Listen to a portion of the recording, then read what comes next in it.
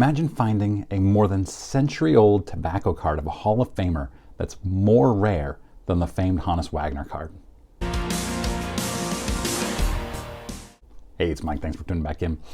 So today is Saturday, and I'm doing my Attic Find Friday. This is becoming a habit of mine. Real quick update. Tomorrow, Sunday night, I'm doing a live stream, 8,000 subscriber Ask Me Anything live stream, 7 p.m. Eastern. Please join if you want to. I'll probably go for 90-ish minutes or so. Also, no newsletter this week because I'll be taking that normal time that I would spend on Sunday night to do a live stream instead. So no newsletter Monday morning. Attic Find Friday is now brought to you by Just Collect. Just Collect, led by Leighton Sheldon, is one of the top buyers of vintage cards and collections in the country. You can fill out their free appraisal form at justcollect.com or email Leighton directly at leighton@justcollect.com for an offer. Link in description to that if you're interested. And conveniently, this is actually a Just Collect Attic Find Friday story. And they, I think, do a better job of getting the story behind the find. The values of the find are great. I mean, obviously, my favorite ones have massive value. It's more exciting to imagine you buy a house or you're helping a relative empty out their deceased relative's house and you end up finding a cache of insanely valuable and rare pre-war cards. That's a blast. But also, when there's an amazing story behind it, the values are less important. And I'm setting you up for a kind of lower value but really interesting story and insanely rare card Attic Find Friday story here. So our protagonist of this story is Kevin. Kevin's great-grandfather, back in the 19-teens, his family owned a business that had a hotel, a confectionary, and a shoe shine shop in the same building in what is reported by Leighton Sheldon to be Wilcox, Pennsylvania. Sports Collectors Daily says that it was on Route 219 in Maryland. I'm not sure. I can't find any other details on this business. It was called the Wilcox Hotel, and it's vague enough of a name to not be able to find anything on it. So this was obviously in the early 20th century. It was a very popular place. It had the only jukebox and pinball machine in town. Ulysses S. Grant stayed there one time, and the family still has the check-in book with his signature in it. And Just Collect, Leighton tried to secure that in a deal and wasn't able to. Obviously, I wouldn't want to sell it either. Very cool piece of history. So inside that confectionery, they obviously sold various things, but they also sold tobacco. They sold cigarettes and things like that. And people would open the cigarette packs and leave the baseball cards that were in them behind. And Kevin's great-grandfather saved them. He was a big baseball fan, or somebody in the family was. And these were the 1914 T222 Fatima tobacco cards, found in packs of Fatima Turkish blend cigarettes. Back then, baseball and cigarettes were like peanut butter and jelly. They were found together everywhere. You had tobacco cards, you had ads at baseball games that were cigarette related. In fact, at Ebbets Field, the year before these cards were released, 1913, you can see a Fatima, am I pronouncing this right? Maybe I'm not, I don't know. Fatima ad on the wall at Ebbets Field. So the great-grandfather collected these cards. There were 38 of them, and he passed them down from family member to family member until he got to Kevin.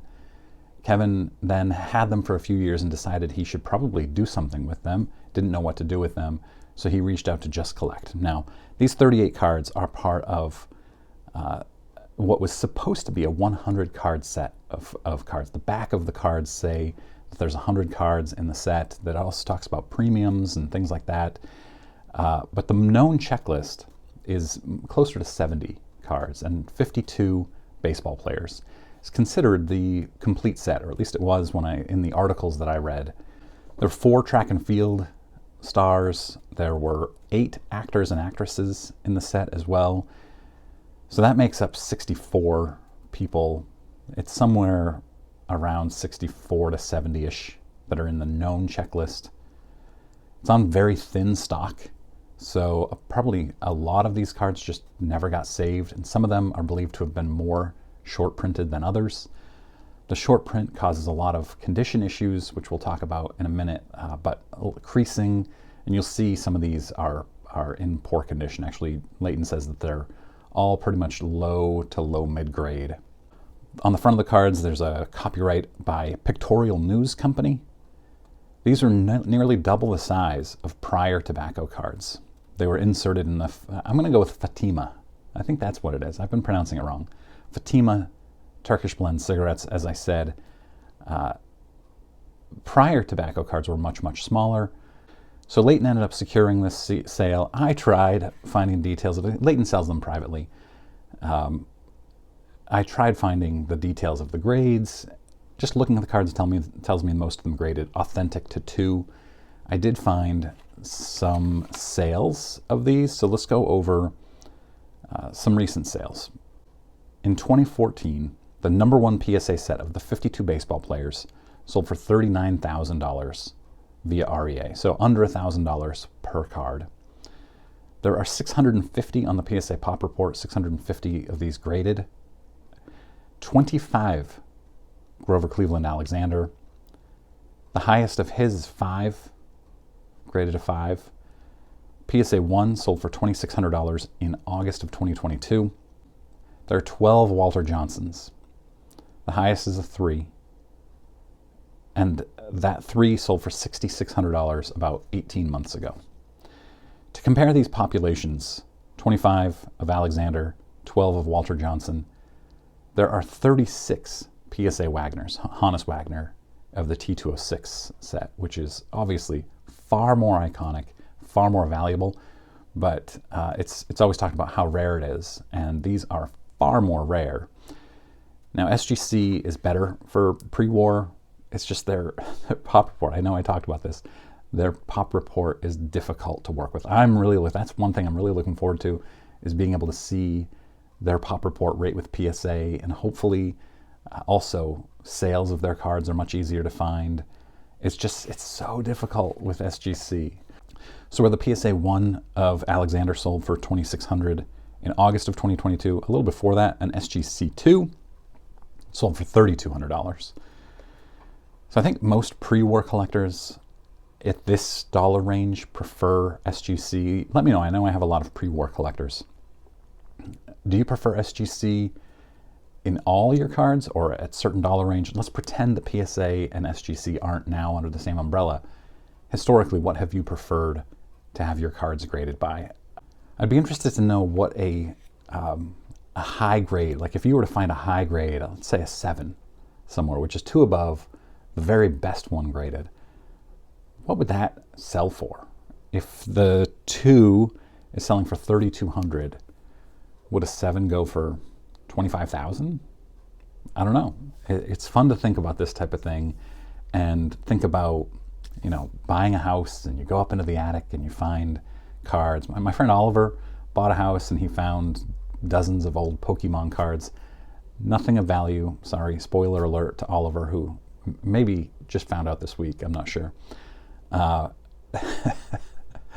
yeah, even Pokemon cards from whatever, 1999 could be very valuable, but they're probably not. Just a long time dream of mine. I would love to find some crazy valuable cards.